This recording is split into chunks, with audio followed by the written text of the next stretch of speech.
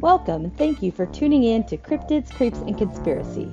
The following content may involve explicit language and materials, so listener discretion is advised.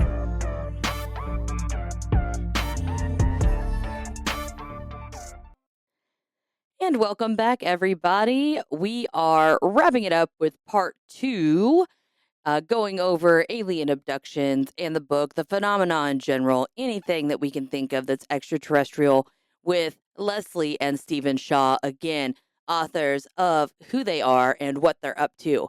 Again, please go back, listen to part 1, so that way you know where we're going, because it's starting off hard, it's starting off heavy, and we are just getting right into it. So with that being said, let's enjoy the ride. I have a fake belly button. My belly button is not real. It is not what I was born with. So if they're used to going into people through their belly buttons, that would confuse them, yeah. And they saw mine's not hooked up right, because like I can't even go get it pierced because I have to go to a specialist because they made me a fake belly button. Not only that, but the spot right above that they were messing with, above my weird ass belly button, is where I just had my appendix taken out last year. It's the only scar I have left on my stomach for the most part. I used to have a bunch. But now, and it's like real thick and I can't get it to like thin out or whatever. But I just thought it was weird because it was literally like whatever their little beam thingy was, it was like in, and it just traced right where that thing was, and it closed it back up. And when I got up, I was like, oh my gosh, like I was like kind of feeling around. I was like, that's so weird. Nothing feels wrong, but I was so sick to my stomach. When I got up, I literally felt like Tasmanian devil was cut loose. So like I have IBS, which also probably does not help my case any. Right. But if someone was in there screwing around with my guts, because I've actually been doing really well for months now and not had any issues. And then that happened. Maybe they fixed it a little bit. And it was, well, when they were done, it was worse. Like, so I've been doing well. And then it was just like my whole stomach was cramping. And you got to also factor in just another thing that they probably like, what the hell is this thing used for? Mm-hmm. I had a hysterectomy when I was 23. So all of my stuff in there is gone. So these people probably took me for whatever reason and are like, wow, her entryway's jacked. She's missing half the crap inside. Like, what are we going to do with this? Like, we'll stir her around and close her back up. But my whole... Do you happen to know if you were breastfed? I think so. Were you adopted, or do you have like? No, I got a lot of. Well, I have I have a full sister, full brother, and 2 half sisters. Was there any pregnancy in association with this? It couldn't have been, right? Because you had a hysterectomy. Hysterectomy, yeah, exactly. Well, much earlier. And it was just really weird because it's just my whole stomach, like everything, like was cramping so bad inside. I was sick for like 2 days after this happened. And I was like, that's really weird because it's right in the same spot where they were messing in my dream. I'm like, did I imagine that? Was that real? This sounds like a real encounter. I would say. Because I was there. Yeah, in fact, about 6 months ago, 6 months ago, a similar thing happened to me. This was a little bit after we had finished publishing our book, and I was on a table, and there were these tall entities that were going back and forth pretty quickly, and I was literally seeing like a screen of my brain, and these tall entities were saying, this guy knows too much. We have to erase certain parts of his brain. And they're going systematically. Like different parts of my brain, my cerebellum and to my neocortex. And they were literally like zapping me. And I actually wrote it down. I told Leslie about it. I mean, they are not done with me. Okay? Yeah. I think in your case, Natasha, about 10% of abductees are women who claim that they're taken and impregnated. See, that's what I was worried about, because I was like, well, I don't even have anything in there. Like, they were probably disappointed. They were like, exactly. Shit. They probably said, well, like maybe that was their plan for you, and then like, oh, wait a minute, she can't get pregnant. So maybe that's why I felt like things were like, stirring around. Maybe they really were like looking to be like, where is it? Where do we put it? Where's the womb? Yeah. Where is the uterus? Maybe that's what it is, because I mean, it literally just felt like somebody just basically gutted me and just threw it all in a big heap. That sounds like a legitimate okay. I thought it was so weird. And like I said, I was there. Yeah. They closed it up and then boom, black, and I was back in bed and I'm like, well, that was weird. I'll find that picture that my this associate of ours spotted and said is what it most looked like, and see if you see the same thing. Because I can tell you exactly, like I can close my eyes and I can picture exactly what they looked like, exactly where I mean, everything. It's like a picture in my head that's just there. That I just like, I know where everything was at. And it was just so strange. And I was just like, well, that was different. Yeah. And I was just like, I was like, well, sorry about ya. It's just as well then that they didn't impregnate you, because it's not a pleasant experience for the people. They get pregnant. I have a very poor track record with children. I have one breathing child and 4 pregnancies that did not make it. So, well, and most of them, they actually steal the fetuses. Yeah. So, they impregnate the women, and then 4 months later, they take them again and remove the fetus. And then, sometimes they'll reduce. Sometimes they go to a doctor first, before they take the fetus, and the doctor does an ultrasound and proves they're pregnant. Yeah. And then after the fetus is stolen, most women, of course, assume they had a miscarriage or sometimes, but they'll go to the doctor. This literally sounds just like I just watched, which I know is just a TV show, but this is actually exactly what was happening. Resident Alien. Yeah. And that's the woman was pregnant. Very fun. Yeah. Yeah, the woman was pregnant, and then she just thought it was a false positive. But then the baby's like in the little container, and I was like, they stole the baby. Yeah. I was screaming at the TV. And then, it was freaking this frequently happens to these women multiple times. All their children kind of just stolen away. And when the doctors do an ultrasound later, they discover that they take the placenta and everything. It's like the womb is completely vacuumed out. They took the whole 9 yards. So it looks like they were never even pregnant in the first place. So. Yeah. And then frequently years later, they're taken again and introduced to their hybrid alien offspring. Their star children or whatever, So. Yeah. And so this is actually quite common, about 10%. And it sounds to me like they had that plan for you, maybe, and then discovered that we can't do that plan. That would have been really awkward to explain to my husband, who's also fixed. That could have been very bad. Yeah. I don't think I could probably I can't even convince him that the ghosts that were turning the treadmills on and brewing coffee out of my Keurig machine when nobody was home, I can't even get him to acknowledge that was not a glitch. Just tell him it's Immaculate Conception, Yeah. He knows better than that. Anyway, do you ever get out of your body either on intentionally or by accident? Because I've been doing that for my whole life, and just a couple months ago it was really funny because I'm a 250-pound guy, and I just don't jump out of bed, right? So this was about 6 o'clock in the morning. It was dark, but I could see where I was, so I just jumped out of bed like I was like 16 years old of age, right? Just jumped out of my bed, walked over to the door to open it, and I couldn't open the door. I thought, what the heck? He forgot his physical body. I forgot my physical body, so I said, okay. And so I turned around, I went back to my physical body, and I thought for a second. Fine. I thought for a second that, oh my God, did I just die? Like you're putting your robe on or something. I kind of pushed on my body a couple times with my astral hand and said, okay. I decided to get back in my body. Then I got up my usual way, but it's like this kind of stuff has been, I can do it whenever I really want to, if I just basically do the chanting and whatever it is, like set myself up. But it's like, astral projection it's kind of funny. It's not that hard to do. It might explain some things. Okay. So I wouldn't say I've had an instance where I have been outside of my body looking at my body per se. Right. I usually have a backwards kind of thing. I sometimes get to where it's like the only way I can explain it is think of a display case. Okay. Beauty and the Beast. They have the rose in the glass case. Right. There's one of those in my head. And sometimes I get stuck in it.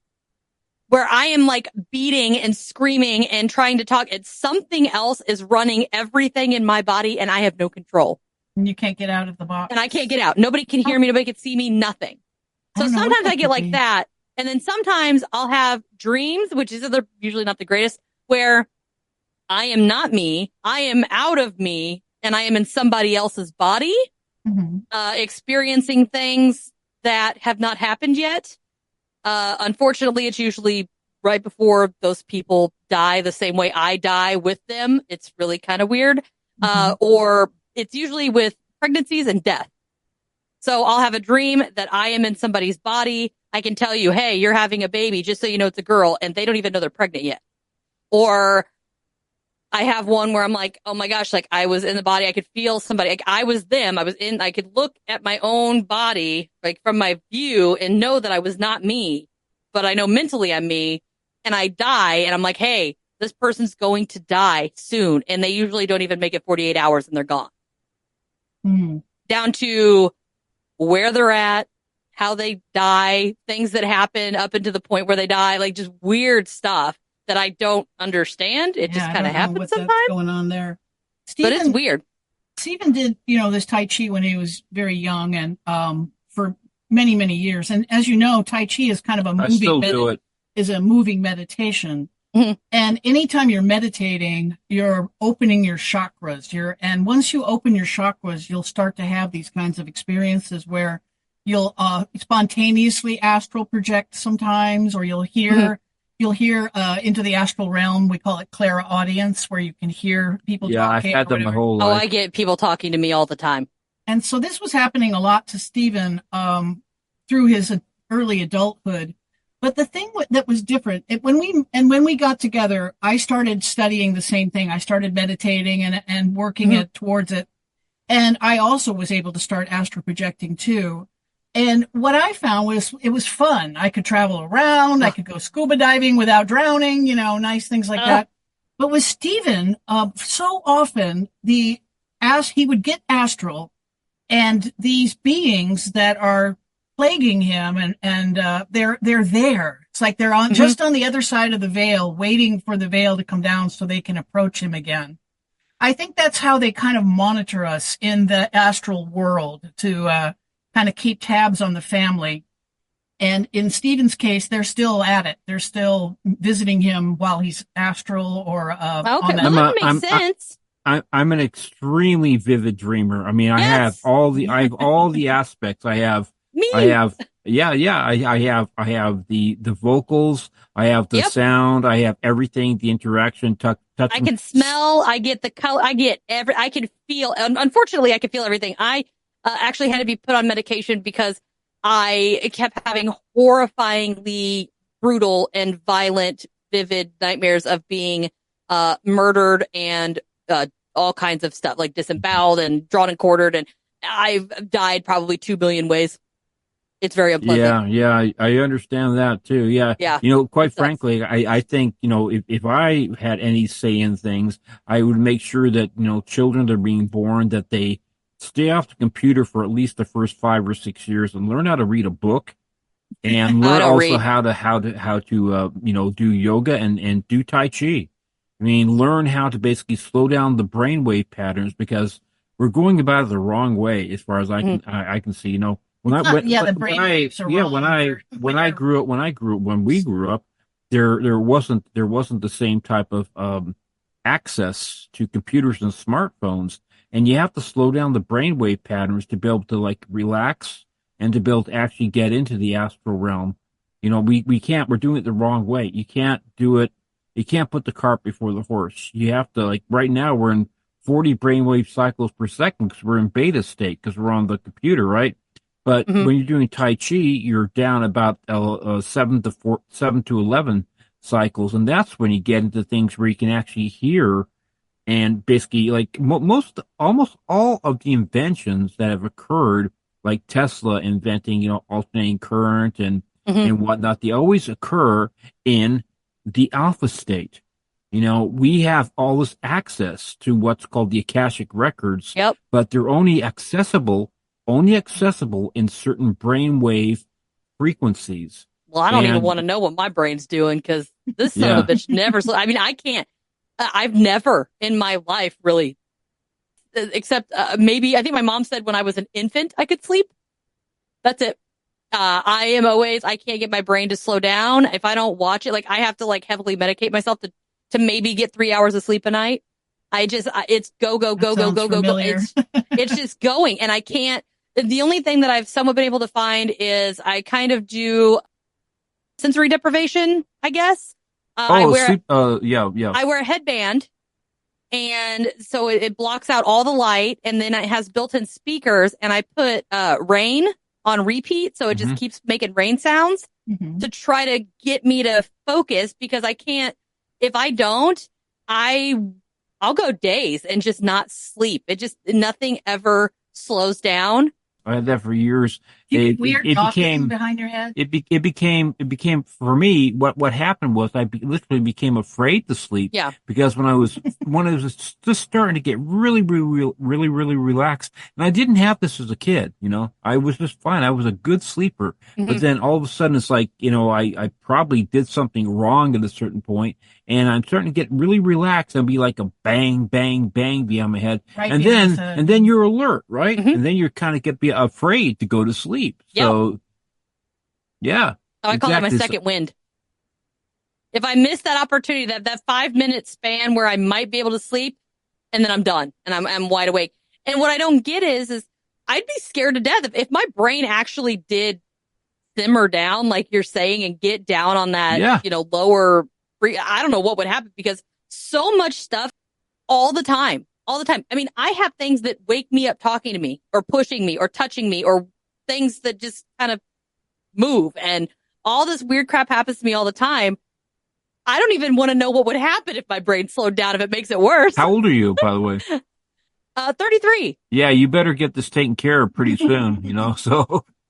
Yeah, I am and we have tried everything. I even got to where I wouldn't watch TV. I wouldn't listen to the radio. I wouldn't watch certain things on TV. I wouldn't. Yeah, anything that jacks you up, kind of, yeah.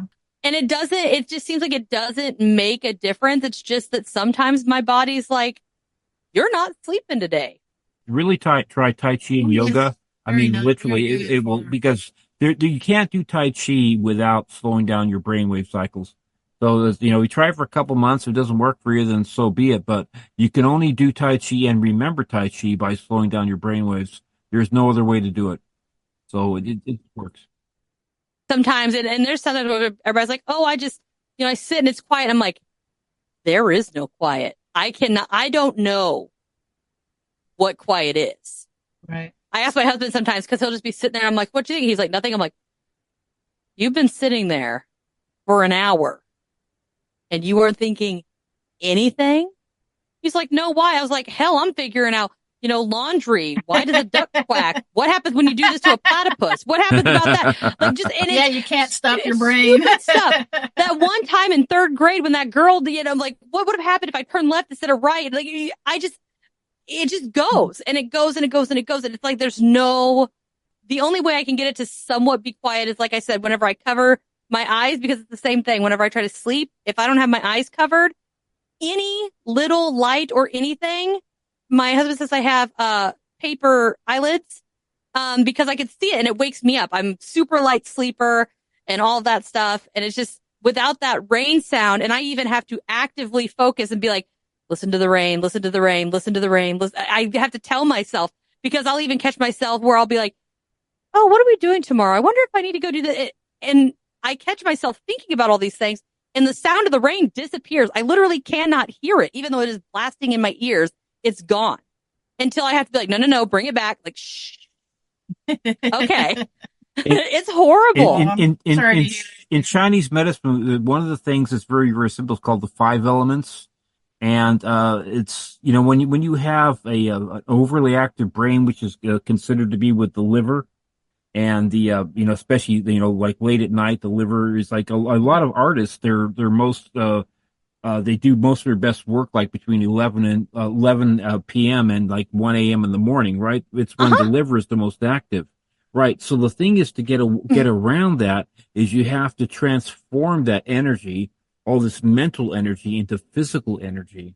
And so what you do basically, that'd be nice. Basically you take away that, incessive, mental energy and you transform it into fire, which is the heart.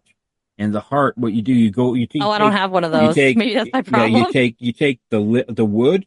Wood transfers into fire. Okay, and when you transfer it into fire, it means like moving or doing something physical. I think what it will do. Mention that Stephen was an acupuncturist. I was a state licensed 20 years. For 20 years. Well, I'm virtually a potato. So I have my massage therapy degree. No, oh, cool. Yeah, well, I did my 6 years of training for and I was 20 years as an acupuncturist. So I've treated dogs, cats, and humans. So I know this stuff like the back of my hand. Plus, also all my metaphysical training and my Tai Chi gave me a huge advantage in treating people. Yeah, I need to find a grounding mechanism, I guess. So right now I'm a little different because like I said, I'm looking for a job. So I'm pretty much home. I'm a hermit. I do everything around the house, but I literally don't leave. I don't even go outside. It's outside unless I'm picking my kid up from practice. Hence the pasty skin. I don't exist. People, if it wasn't for the fact that every now and then you see me on social media, they'd probably think I was fake. And I don't, like, mentally, it's like I have to wear myself down mentally, but I have absolutely zero physical energy. All day long, I am exhausted. I am beat. I am so tired, but I can't sleep. I can't nap. I can't do anything like that. Sleeping, yeah. And then, then at night, I am wide awake. I perk right up. It's like I am made to be a night owl, and I don't know how to I literally, since I've been off work, I've been doing the laundry, the dishes, doing everything I can except vacuum the floor, wake everybody up at like 2 a.m. because that's when I'm good. And then everybody else gets up. I don't wake up till like noon because I'm a bum. But I have this thing, which is why I don't do my massage therapy. So I have my degree for therapeutic and clinical massage therapy, but I never practiced. So I graduated, and a month later I popped out a baby. So I never took my state board exam. So that's when I found out I don't like people. Okay, hold on. I don't like touching people or that sounds so familiar. Or because if I so much as go to the grocery store just to run in, grab a thing of milk and walk out, I am so overwhelmed because I can feel everyone and everything around me. And it just soaks in, and I don't know how to get it out. You're an empath. Yes. Your natural empath is basically overwhelming you. I hate it. Right. But it's horrible. But I mean, on one hand, it can work out to my advantage because if I'm around somebody, I'm really good at getting what I want. I learned that very early on in life that I could get whatever I wanted from whoever I wanted as long as they were in the vicinity. You'd be a good salesperson then, maybe. You have to have the energy and you want to deal with people. That's two things. What's funny is I actually, when I'm around some people, if it's like the right people or just a few people, I love it. Sure. It's a negative. And no one wants a salesperson to approach them. So every time I would walk to someone, I would automatically feel the uncomfortable feeling that they're feeling because they don't want to say anything because and I would always I would know. Yep. All the time. And it's horrible. But whenever I would use my massage therapy stuff, we would have people come in and I would work on them, and everyone loved me. Everyone loved me because no matter what your problem was, you didn't even have to tell me. I knew. You could feel it. Huh? I could feel it. I could walk and be like, oh, it's your ankle today. Or they'd be like, oh, my leg over here, my knee or whatever. And I'm like, well, yeah, your knee. But I'm like, I think your shoulder's a little bit, let me work on that too. And they're like, oh, I didn't even realize it. I'm like, I know. Mm-hmm. The problem with that is once I touched them, I had it. That's so they would leave fine. Mm-hmm. My knee would hurt. My shoulder would hurt until eventually it would go away a few hours later, but it was very uncomfortable for those few hours. Right. I had that happen to me on several different occasions. Yeah, I was really, there was never a knee that I couldn't either cure or help. Yep. I was able to like fix everybody's needs, including dogs, Yeah, but sometimes I would absorb that energy because I'm empathic myself, quite empathic, and I would absorb that. And part of my healing ability was to absorb the energy and then to get rid of it afterwards, See, that's the part I haven't figured out. Yeah. I haven't figured out the getting rid of. And like, I even had a boss of mine, he developed really bad anxiety and he would have panic attacks. And one day I was getting uncomfortable because he kept having panic attacks around me. And he was a very shy, reserved guy. He didn't really talk to anybody, didn't interact. He didn't want anybody touching him, whatever. He's one of those people, which I get now. But it used to drive me crazy because I would then get very uncomfortable because I could feel that he was, and I'm like, I could fix it. Just let me fucking fix it because it's driving me nuts until you just let me do it. So one day we were out at lunch and he started having a panic attack. And I was like, I need you to do me a favor. I was like, I know it sounds silly. I'm like, can I please just give me your wrist or your forearm? I just need to touch your skin for just a minute. And I promise you will feel better. I promise. I was like, can you do that for me? Can you suck it up and just let me touch your arm for a second? And he was like, okay. So I, put my arm in there and then I call it siphoning because it's like, you can just breathe, you can feel it, I know you probably know what I'm talking about. You can breathe it in and you can feel it coming in and you can feel it traveling all throughout you. And then you could feel yours coming out and going out your hand into wherever you're touching on them. And so you can kind of transfer that. And he felt better. And then instantly my heart rate went up. I was shaking. My face got real red. He thought I was, having a moment. And I was like, no, I'm like, it's okay. It'll go away. I was like, but do you feel better? And after I did it that one time, then he would sometimes just like call me into the office, be like, I need you to do that thing again. Can you get rid of this? And so I was like his own little like personal anti-anxiety siphon. Were you ever like a fan of like the original Star Trek series? The ones with, Captain Kirk and all that kind of stuff? Never seen it. Never seen it? Okay, the original Star Trek. Never seen Star Wars either. He's too young. Star Trek, yeah, you're too young. Yeah, we're 30 years. Well, I know what it is. Yeah. I just never. Yeah, we're big fans. There's an episode called The Empath, which is really interesting. These aliens are trying to decide whether this race of people are worthy of saving, and it's if you ever get to see it, it's the original one with William Shatner and with Leonard Nimoy. Oh yeah, it's called The Empath. If you ever get to see that episode, I'll look it up. It's kind of like what you're describing. I mean, it's happened to me many times, many times. I mean, it's like, yeah, I had patients frequently would call me, I'm in such pain, I got this going on, and then they come and see me the very next day, and they're already fixed. It's like, it's like I always call you when I'm really in pain, and then the next day I come in and I'm fixed. It's like, yeah, I know you're telling me, it's just like, I don't even have to be there, so. I call people and yeah, I'm the same way. I had, a couple times someone, I mean, they were like 2 hours away from me, and I'm always like, I'm very warm all the time. I don't know if it's an energy thing or what, but my body literally runs super hot all the time. It's like I'm constantly sweating. It's awful. And one day, wait till you have menopause, honey. Oh, I know. I've already decided. I was like, I think I'm just going to catch myself at that point. You had a hysterectomy. You're already in menopause, right? No. I still have my ovary. I still have one ovary. Okay. One exploded on me. But I have one, so they were trying to keep me from having that happen. But I'm always warm. And one day, I mean, I was freezing. I had like fuzzy socks, fuzzy-footed pajama with the hood up. I didn't even have the air on in the house. I was under 2 blankets. I was so cold. I mean, I was like, what the heck? And I kept thinking about this friend of mine, and I was like, motherfucker. I was like, I bet it's that. So I sent a message. I was like, what the hell are you doing? And you need to stop. They're camping and they're freezing their And they're like, what do you mean? And I'm like, what are you doing? I said, I am so cold. I am freezing.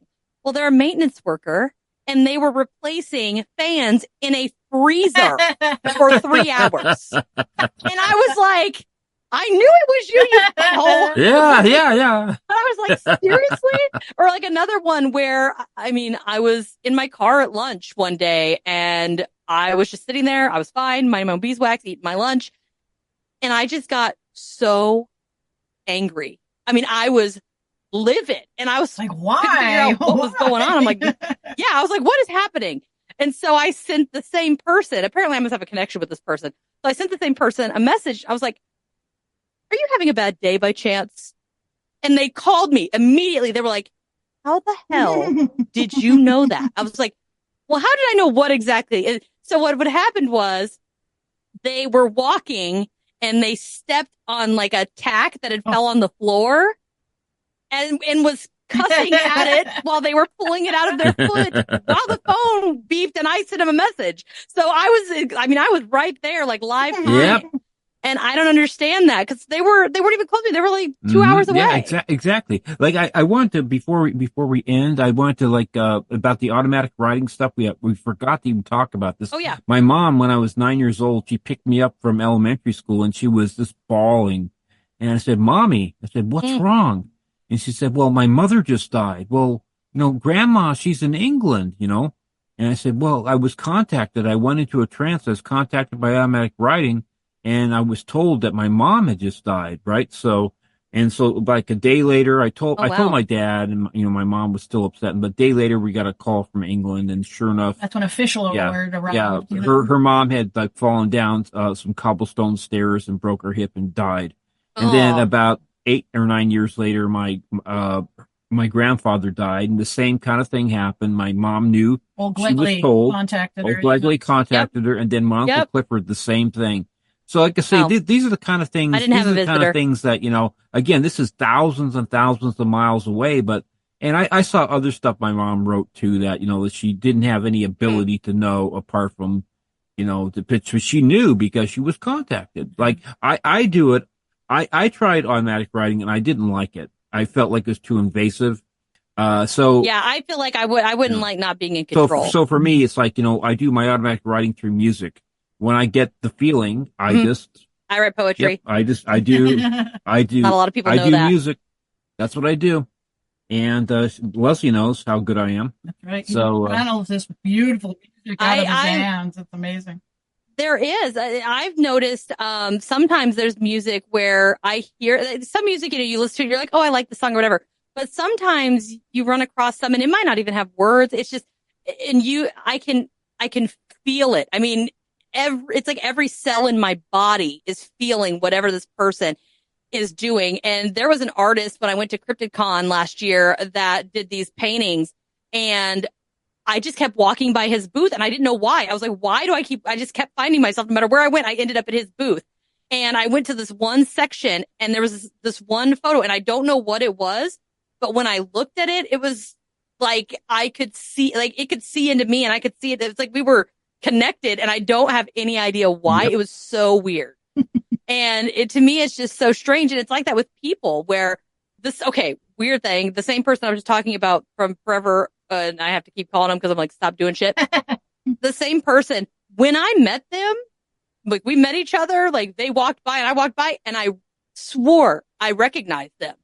I have no idea who they were, but I swore I knew they knew me, I knew them. It's like we had met before. I think sometimes like when I first met Steven, I felt this instant connection to him. Almost like you were lost and you found I don't know if it's true or not, but I felt like maybe we'd known each other in a past life. The interesting thing is that her ex-husband and myself are born the same day, the same year, almost the same hour. That is so cool. Both July 20 within 2 hours of each other. July 28th, 1960, within 2 hours of each other. And the only two men that Leslie says she ever fell in love with on sight was her ex-husband and me. And I think I was confused with the first guy. I thought it was him, I guess. And it turned out to be the wrong guy, I mean, how strange is that? I can't say anything. My husband is 23 years older than me. So there was no way that was going to be a thing. But yeah, I know exactly what you're talking about. It's like you see them and it was like I knew how they were and they knew things about me, but we never talked about it. Or they knew to avoid certain things and I knew to avoid certain things, but we never discussed it. It was just really weird. I bet if you did any past life regressions together or whatever, you'd probably find that you've known each other before. Yeah, I've decided there's got to be something. So you were born in 1991 then, around that area? I was 90. 90, okay. Yeah, my birthday's at the end of the year. Yeah, so you're the horse then. So, yeah. I mean, I guess it could be called worse. So. Some of the stuff, like what you're saying with like the death thing, I was with my mom's house and my grandpa was at a facility. He was at a hospital about an hour and a half away. He had Alzheimer's and it was just bad news. And I was sleeping on her couch because I was in the midst of a divorce. And I went to sleep. I woke up and I was looking at myself and it was weird. I was like, okay, this is not my body, but I know I think I know who I am. And like my arms and my feet were strapped to this hospital bed and I couldn't move. I remember there was a nurse and I was screaming at the nurse because I got to where I was like, I can't breathe. I couldn't breathe. I was trying, like gasping, and everything started to kind of go fuzzy. And then I got the weird like black circle that was like shrinking. And like me, I was screaming at the nurse, trying to get the nurse's attention to get help. But apparently she couldn't hear or see me. And I was like in his body. And then the circle just went and it closed. And as soon as it closed, I shot up in bed and the phone rang. And I told my mom, she didn't say that. She walked around the corner. I was like, Grandpa's dead. She was like, how did you know that? They just called me. I was like, I could feel it. I knew it happened. So like, I've been there. Yep. And then it's like, boom, and it happens. And that's happened a lot more than I would like to say. That's not a very fun spot, but. Yeah, it must not be. I've had once or twice in my life, I've had precognition, where I've actually known something about a year and a half before it actually happened. And it's like one of the weirdest things. I wasn't into politics at all. Okay. This is the 2000 election. And it was like in 1998, halfway through 1998, I had this dream where I saw, George Bush, winning the 2000 election, but it was a younger George Bush, looked like him, but I didn't know what young George Bush looked like. But I told my parents, I said, when it came down to election time, I said, don't worry, George Bush is going to win the election. But I actually saw George W. Bush a year and a half before he was even running. I saw him win the freaking election. Knew who he was. I already knew who was going to win. That's so crazy. Yeah. It's ridiculous. I have one that keeps happening that scares me because it's not happened yet. But I've had the same dream over and over.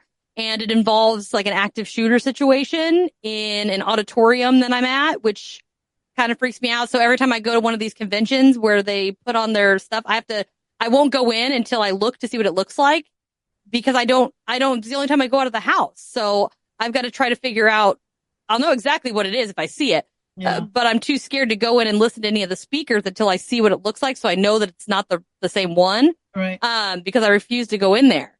And I mean, but people used to hate it because guys hated me. Well, they should have hated themselves because here's the problem. I knew when they were running around and they never had to say a word, but I always knew. I could always tell. I would always figure out who, where, when. I mean, and they would, oh my gosh, they never could get away with it and they hated it. But maybe they should have just, not been assholes. Yeah, there you go. Right, exactly. Yeah, people are like, what? I'm like, you can't. I'm like, I know when you're lying. It's like, I just know. Yeah, you can feel I was like, if anybody's close to me, they can't lie to me because I can tell. I had that power. Leslie used to have that power as a young girl. When I was a little kid, I could hear the difference between a lie and the truth. I say hear because I would experience it like a vibration, like hearing is a vibration. But I really wouldn't hear it. I would kind of feel it with my aura, Yep. And I know exactly what you're saying. You know what I mean, right? And so if someone told me the truth, it would make this kind of feeling on the aura. It would almost be like, okay, when somebody who is very good with music is listening and somebody gets a little out of pitch and they can hear that. I can't hear that with that, but it's the same thing.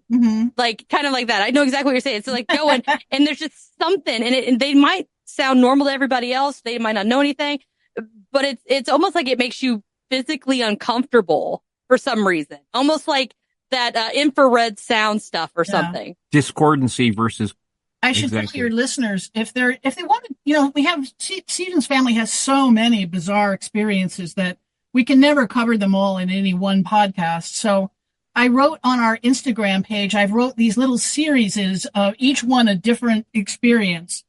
And our Instagram page is at leslie.shaw.author. And Leslie is Laslie and Shaw, SHAW.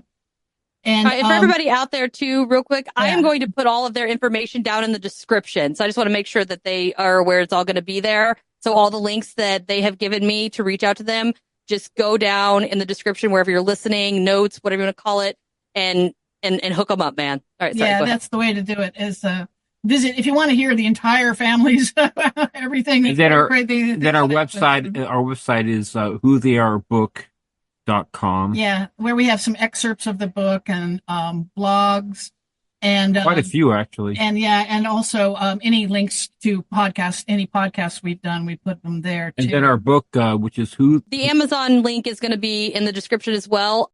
If anyone wants to reach out to us, feel free to reach out on Instagram or on our email. We'd be happy to talk to people because I kind of collect experiences now with after we wrote the book, we would get approached by a lot of people. And in fact, we have a friend, Jean, who I wrote a whole series about her experiences. She's another abductee. And Tori also. And Tori. These are people that we've actually met and actually physically sat down and actually. I wanted to say something about Jean, which is so funny. Stephen, when they took him as a child, they were so nice. They put him back in bed and brought the covers up and tucked him in. Aww. Our poor friend Jean, she would wake up face down on the wooden floor next to her bed. It's like they'd just drop her there, Oh man, that's a bummer. I know.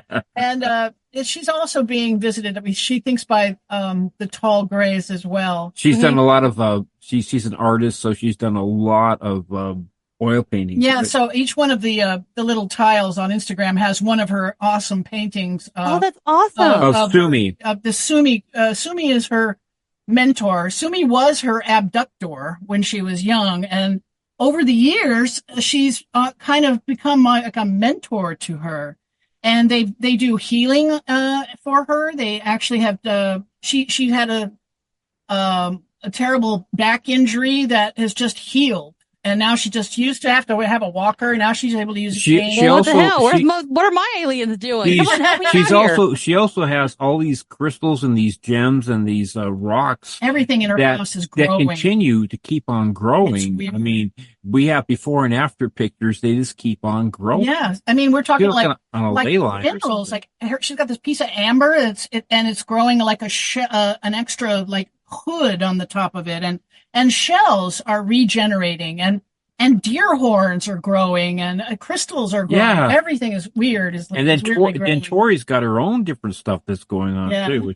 But you see, so anyways, up in where we live, there's a lot of interesting stuff happening. We're very close to Giant Rock, which used to be the biggest boulder in the world, and then the Integratron is like right next door. And then the 29 Palms military base, which I've done duty on a couple different times. It's the world's biggest. It's like a UFO hot zone too. A lot of people see them there, I've seen the black helicopters, by the way. Black helicopters are real back about 25 years ago. And they're silent. So they must be reverse engineering, alien technology to have a silent helicopters, I knew somebody that they just did, I think it was a year or two ago or so, a few years ago. I wish I could think of who it was. Oh my gosh, they're going to kill me. But they did a documentary and they were out asking questions and that kind of stuff. And everywhere they went, there were black helicopters everywhere, just following them around. And so they would just tell the crew, they're like, to hell with what we're doing. If you see these black helicopters, you fucking record that. Like, you film that stuff because we want that.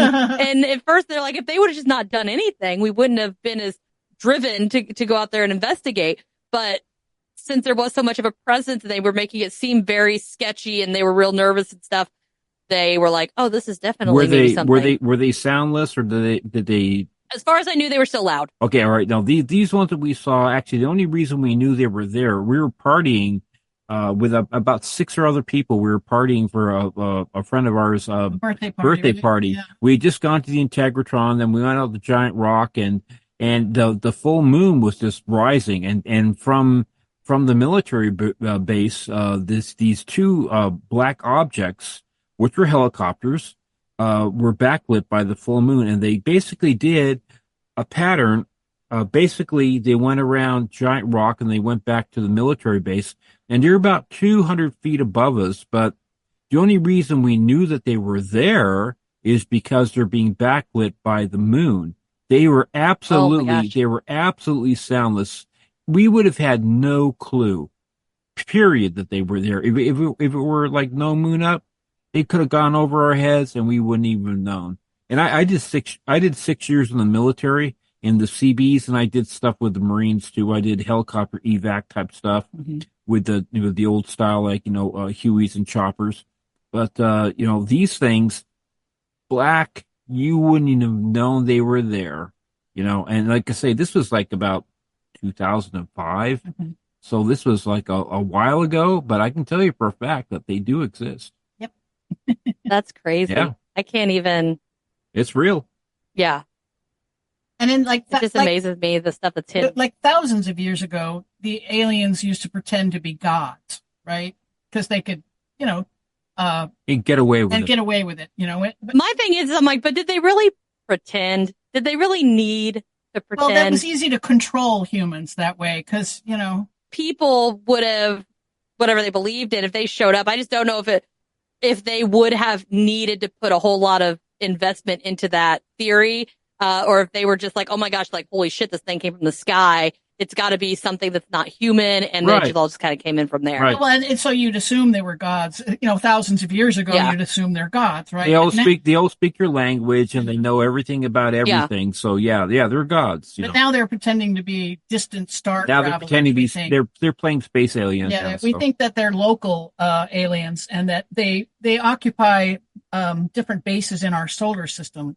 Well, it's in our solar system. It's in our book. We don't give everything away. That's right. We don't. Read the book. It's a teaser. Yeah. Teasy. I love teasers. I think we're probably going to have to wrap this up. I've got to go get, do my mom business. My leg starts to cramp after an hour and a half. So yeah, mine goes numb and I'm missing 2 of my toes right now because I can't feel them. But thank you guys again so much for coming on. Very nice. Thank you. The information's great. I really appreciate your guys' expertise and information because, a lot of this stuff is very difficult. It's hard for me to find other people who either have experienced similar things or have any understanding of it, and all of that. So again, everybody out there listening, Leslie and Steven, the links are going to be down below over to the side, whatever platform you're listening on. Go check them out, hit the links, give them some love, get their book. Support everybody. I'm all about supporting people. We support everybody over here on the show. Yeah, we had a very nice personal connection with you. Yes, that was thank nice. You so much for having us. Nice. It's like I feel like we've done this before. And thank you to all your listeners too. And all right, awesome. If you guys think of anything, or if you're at any, I don't know if you guys go to any events. Contact. Just kind of keep posted. I'll try to make my way around. Going to Contact in the Desert? Are you? We're on the West Coast. Are you on the what part of? Oh, I'm in Indiana. Yeah, we're on the West Coast. We're going to go to Contact in the Desert. We're not vendors this year. We were last year. This year, we're just going to go and enjoy all the lectures instead, Yep. That's what I did at CryptidCon last year. I'm hoping to have a booth this year. I know Indiana Bigfoot Conference, I'll have a booth there. Paracon, I'm just visiting. So I'm hoping to all my little guys up here. If you know anybody who's interested, I'm going to do a shameless plug here. All of these above me, I make those. Oh, cool. So they're all crocheted. So cute. So I hand do everything. And this one right here is actually ghost hunting equipment. He's in disguise. There's a sensor ball in his face. So if something was to tap him on the nose, his nose lights up. So you know something's there. But all of these are on my store, and I have little aliens. Like you saw this little guy, I always laugh because it's a adopted alien. And on the back, it's got like his favorite food, his favorite color, and his favorite animal. So this cute. one was here. His favorite food's pizza. His favorite color is red, and his favorite animal is a cow. So he must not be a very violent. We don't do cattle mutilation with this guy. No cow mutilation. But let's not do that. So I always tell everybody, head over if you see something on there that you like, I got Nessies and all kinds of stuff. Bigfoot, it's all there. Social media, check them out. Make sure you get their book. The link will be down there. And do you guys have anything else that you want to add before we hop off? Just sincerely, really look into Tai Chi, please. Yeah, we recommend it. It takes 3.5 months of consistency of doing something that will change the brain chemistry, and maybe you'll get I think that would be a really good thing. Was it Reiki? Is it Reiki that does something with energy? Well, Reiki, yeah, it's supposed to be like from Reiki, like you study with a teacher, and the teacher like kind of gives that to you. With Tai Chi, you do it for yourself, okay? Because it's basically you're changing your own brain chemistry. And it's due to the breath and whatever, but it does the human body changes 97% every 365 days. That includes your liver and your heart and your brain cells, apart from your teeth. We don't change out our teeth, unfortunately, but it's like, if you're under stress for any prolonged period of time, like over 3 months, it tends to lock you in. Yeah. And then you can't really until you break that cycle by doing something that unbreaks it. So I really recommend that for you. I do. Yeah, I'm just trying to remember. So when my instructor in my massage class, when she realized that I was a little different than everyone else, she actually sent me to a specialized workshop. But I can't remember if it was Reiki. It might have been Tai Chi, but there's something for like a whole weekend. I went to this workshop Probably Reiki. Or Qigong. And it was actually pretty cool. So, but yeah, I'll definitely look up on that and see if I can find some stuff. Yeah, so thank you guys. You guys are awesome. You're welcome. I really appreciate it. If you need anything, just holler, okay? Okay, thank you. Bye, all right, everybody. see ya. Bye-bye. Thank you for listening to this episode of Cryptids, Creeps, and Conspiracy. If you wouldn't mind, please take a moment and rate and review the show wherever you're listening. I know it might not seem like much, but it greatly helps the show by allowing us to be found more easily when other listeners search for us. If you have a chance, head on over to www.patreon.com/Cryptids, Creeps, and Conspiracy and become a patron. Members of the Big Show tier get bonus materials, personalized shout-outs, access to the private Discord server, and video versions of episodes, both regular and members only, that are raw and unedited. So they're always a good time. As an added thank you to the Big Show patrons, we also are going to be giving out custom stickers and mini prints after 3 months of membership. I'm currently offering a 7-day free trial, so head on over and see how awesome being a member can be.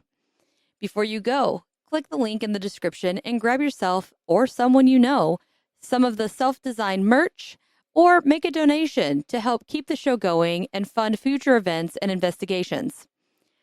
T-shirts, hoodies, stickers, and magnets can be found on the TeePublic site, and they have sales at least once a month. I believe it is 30 or 35% off. I'm sorry, I don't remember exactly how much, but keep checking back and get them when they're discounts. They have $16 tees, and it's great.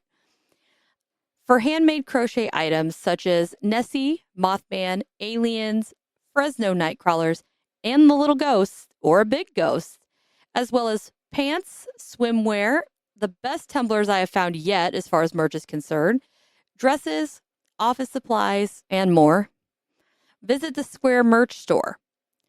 You can also follow the podcast on Facebook, Instagram, X, YouTube, Threads, and TikTok. If you have any questions, topic recommendations, or personal encounters, please don't hesitate to send them in to cryptidscreepsandconspiracy@gmail.com or submit them through the contact form at www.cryptidscreepsandconspiracy.com. I would love to hear from you and share your experience on a special listener episode. Just make sure to specify that I have permission to add your encounter to the show, and let me know whether you would like to have your real name or an alias to maintain confidentiality. Thank you again so much for all your support, and I'll see you next time, my friend.